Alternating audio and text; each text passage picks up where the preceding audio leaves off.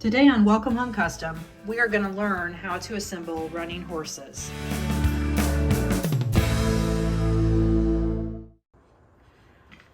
Hi guys, so we are going to put together running horses. When you load the file, you will see shared line master, separated master, and cut by color, along with the DIY size. For all the different woods to be different, or all the woods to be different, you would want to use the cut by color. If you need to resize your file to fit a frame, you would use the separated master, resize it, sort your pieces out, and then add your own kerf. And then for the shared line master, it's just one big old file. All the lines are shared. You can just load it and cut it and call it a day.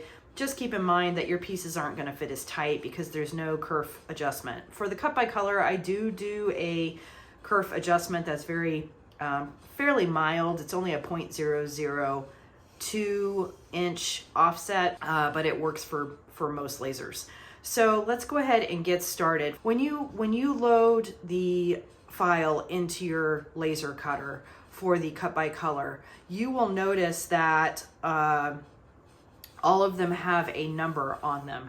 That is so you can put your wood in with the good side down, and you're going to be able to score the number on the back of all your pieces. That way it almost becomes kind of like a paint by number. You're able to refer to your color planner and easily place all your pieces where they're supposed to go. So first thing we're going to want to do is we are going to want to sort our pieces by number. That way it's much easier to lay it all out and build the file. So let's go ahead and sort, and then we will go to the next step. Okay, so apparently when I did this, I did not score all my numbers, which is really silly on my part. Score your numbers. It makes it a lot easier.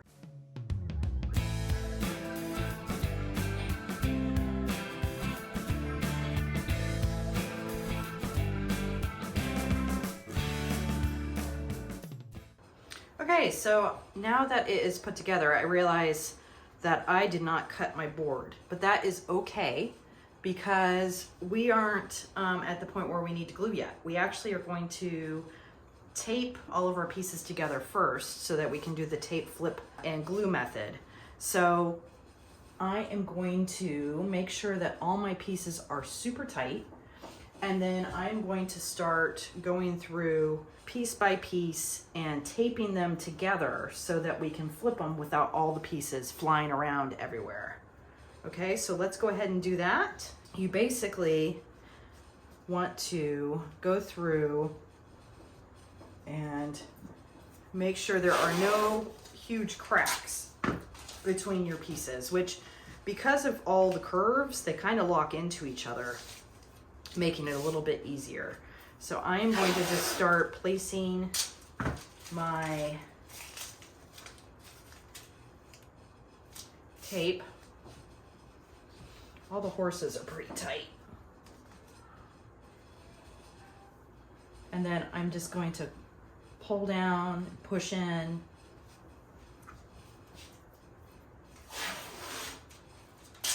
and tape. Okay, so if we fast forward, this is what your piece should look like taped up. Let's move on to gluing. Okay, so I have a second piece that is cut. We are just going to lay it on top. We're going to grab both, and we are simply going to flip it over. Now, because we have everything taped, nothing moved out of place. Shift my camera just a little bit for you guys. There we go. That's a little better.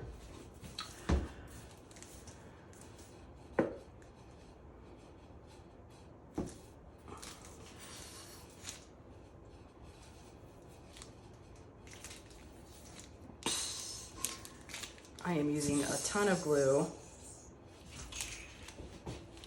and so it's just easier to grab the big old bottle.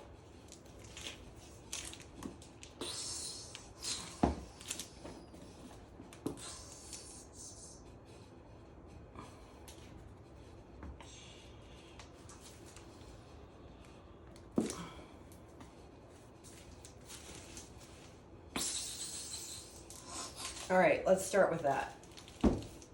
See what happens. So we're gonna spread it out.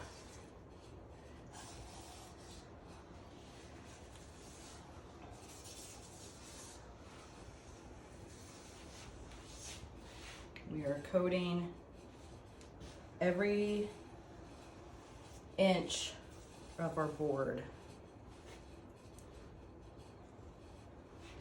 A fun little tip for you, if you are using the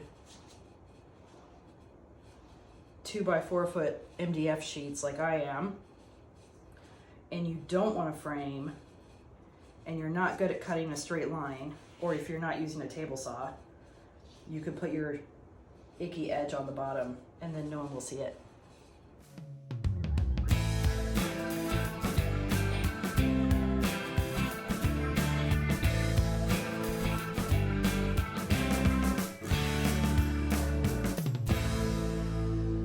Let's go ahead and sandwich it back together.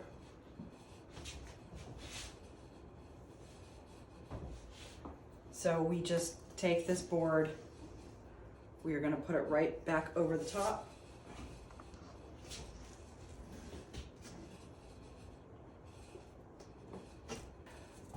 We are now going to flip it right back over. Don't freak out. I know I didn't hold anything very well, but that's because we can recenter it once we flipped it. See, I got glue down there. Man, I got messy this time. All right, so now we are going to push, feel our edges. I can feel all of them. And now what we need to do is we need to weigh everything down, because I've definitely got some stuff that's popping up. But I'm gonna remove my tape first because I'm afraid, because I just got so sloppy. I just wanna make sure I don't have any glue popping through, which it doesn't look like I do, so that's good. And I'm just being super careful. I can push this down just a little bit more. Okay. So I'm just being super careful as I remove the tape that I don't really disturb any of my pieces. I don't typically recommend doing this, but because I did get so crazy with my glue, I just want to make sure I'm not seeping out anywhere. Because that wouldn't be very pretty. Oops. I knew that was going to happen. So let's get him back there.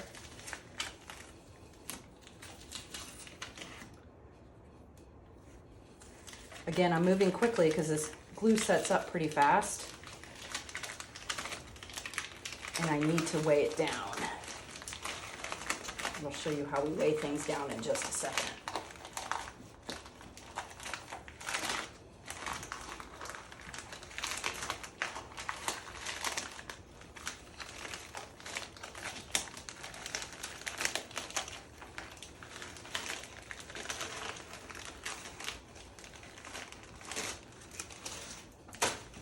Okay, so there's our piece. Let's go ahead and grab our board we did not flip with, and we're going to lay it on top. And now we are going to add sandbags.